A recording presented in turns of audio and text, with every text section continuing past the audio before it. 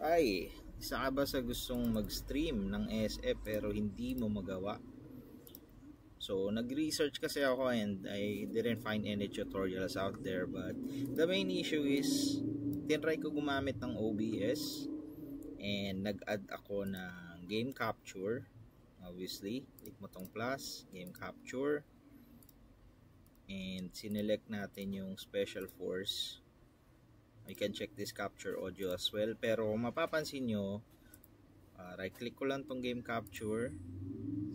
Yan, so kung mapapansin natin, blanco siya. So to prove that, hide ko tong display capture, tago ko lang. Nakikita nyo, black. Okay, pero pag sa display capture, kita naman siya, ayan o, kita naman yung SF, no. So basically, hindi gumagana yung game capture kahit anong i-settings natin dyan. Hindi niya binabasa tong SF. So how to fix this? Mabilisan. What we can do is yung OBS Studio natin. So right click nyo yan, then go to properties.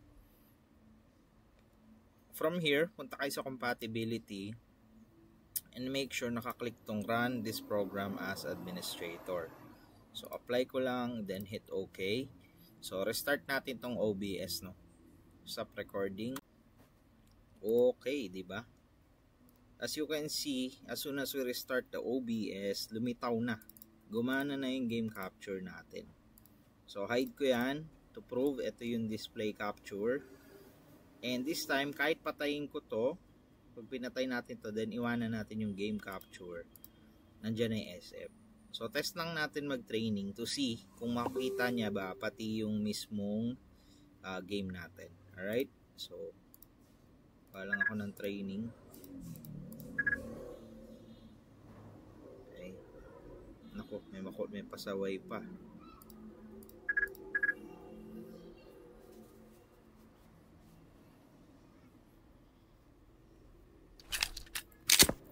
Okay.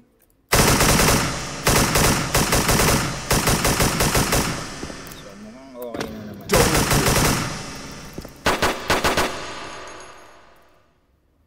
So, yun lang. Hopefully, may natutunan kayo sa video na to at nakatulong din sa inyo, especially sa mga nagtatanong dyan kung paano siya ma-stream.